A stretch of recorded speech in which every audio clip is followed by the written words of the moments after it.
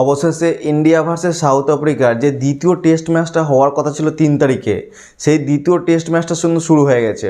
ও এই দ্বিতীয় টেস্ট ম্যাচটাই কিন্তু মানে প্রথমে সাউথ আফ্রিকা ব্যাট করতে নেমে সাউথ আফ্রিকা কিন্তু ইন্ডিয়ান বোলিং লাইন আপের কাছে কিন্তু ধরাশায়ী হয়ে গেছে।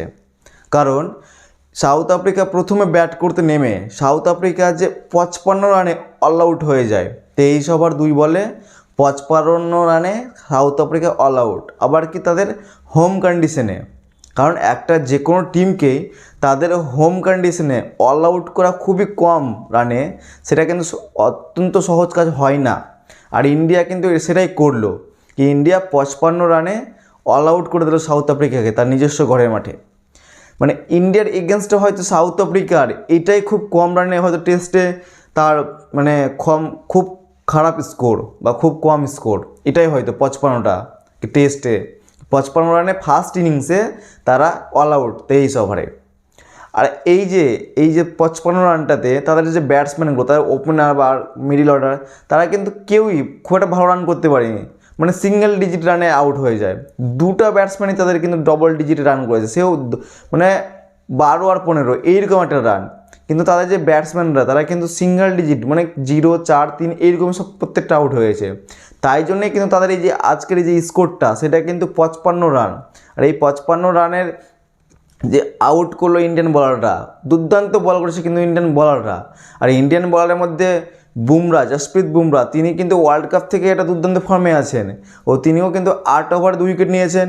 মোহাম্মদ সিরাজ, তিনি 9 ওভার করে 6 উইকেট, দুর্দান্ত একটা বল করেছেন। কি মোহাম্মদ সিরাজ দেখা যায় কি তিনি যেই ম্যাচটাই মানে বলিং লাইন আপ বা স্পেলিংয়ে ভালো থাকে, দুর্দান্ত স্পেল করে তিনি, সেইটাতে কিন্তু দেখবেন কি তিনি আরও যেন চেপে বল করেন, ও দুর্দান্ত উইকেট নিয়ে যায়, 5 উইকেট 4 উইকেট সেইরকমই কিন্তু করে দেখাচ্ছেন মোহাম্মদ সিরাজ। তিনি আজকে 9 ওভারে 6 উইকেট নিয়েছেন। মুকেশ কুমার, তিনিও কিন্তু 2 ওভার 2 বলে 2 উইকেট, তিনি দুর্দান্ত বল করেছেন, কারণ তার কিন্তু আর উইকেট ছিল না, তিনি কিন্তু 2 ওভার 2 বলে 2 উইকেট নিয়েছে। শুধুমাত্র প্রসিদ্ধ কৃষ্ণা তিনি কিন্তু উইকেটটা পায়নি। আর এরপরে যে ইনিংস ব্রেকের পর যে ইন্ডিয়া এই রানটাকে যখন শোধ করতে বা এই লিডটাকে শোধ করতে যখন নামে ইন্ডিয়া, সেই লিডটাকে শোধ করতে কিন্তু ইন্ডিয়া নেমে ইন্ডিয়ার যে ওপেনার তিনিও কিন্তু প্রথমে জিরোতে, এই যে জাসওয়াল জিরোতে আউট হয়। কিন্তু ইন্ডিয়ার যে রোহিত শর্মা, বিরাট কোহলি, গিল, এরা কিন্তু ছোটো ছোটো একটা ইনিংস খেলেন। রোহিত শর্মা 39 রানের, শুভমান গিল 36 রানের ও বিরাট কোহলি 46 রানের। এটা কিন্তু এই ছোটো ছোটো কিন্তু ইনিংস খেলেন, ও রাহুল 8 রানের। এদের রানের দৌলতে কিন্তু ইন্ডিয়া এই 153 রানের মতো একটা রান করে, যেটা লিড সোচ করে কিছুটা মানে রান চাপিয়ে দেয় সাউথ আফ্রিকার বিরুদ্ধে। কিন্তু ইন্ডিয়াও 34 ওভার 5 বলে ব্যাট করতে পেরেছে, এর বেশি কিন্তু ইন্ডিয়া ব্যাট করতে পারেনি। আর ইন্ডিয়ার 7টা ব্যাটিং জিরোতে আউট হয়ে গেছে, 7টা ব্যাটিং ইন্ডিয়ার জিরোতে, মানে সিঙ্গেল ডিজিট, মানে 3-4 জনকে ছাড়া দেখবেন কি প্রত্যেকটা ব্যাটিং কিন্তু জিরোতে, মানে এসে গিয়েছে এইরকম একটা অবস্থা।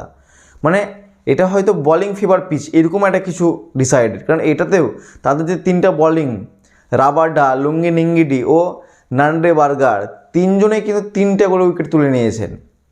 তারা 3 জনে কিন্তু 3টা করে উইকেট তুলে নিয়েছেন, তুলে এই যে দ্বিতীয় ইনিংসটি কিন্তু শেষ হয়ে গেছে খেলা।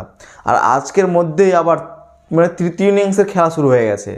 তাহলে বলতে হবে কি পিচটাতে কিন্তু বলিং ফেভারিট পিচ, কারণ এটা ব্যাটিং ফেভারিট পিচ নয়। তাহলে কিন্তু এতটাই উইকেট পড়তো না, কারণ ফার্স্ট ইনিংসে খেলা শেষ হয়ে আজকে ফার্স্ট দিনের মধ্যে দ্বিতীয় ইনিংস শেষ হয়ে গেছে, আবার তৃতীয় ইনিংস খেলা চলছে। তৃতীয় ইনিংসে কিন্তু 2-1 উইকেট পড়ে গেছে খুব কম রানে। আর এই ম্যাচটা কিন্তু কিছুটা হলেও ইন্ডিয়ার পক্ষে ঝুঁকি আছে, মানে 60% হয়তো ইন্ডিয়ার পক্ষে, 40% সাউথ আফ্রিকার পক্ষে। আর যেহেতু ফার্স্ট ম্যাচটা কিন্তু ইন্ডিয়া হেরে গেছে, তাহলে কিন্তু এই ম্যাচটা যদি ইন্ডিয়া জিতে নেয়, তাহলে এই সিরিজটা, এই টেস্ট দুটো ম্যাচের সিরিজটা কিন্তু ড্র হয়ে যাবে।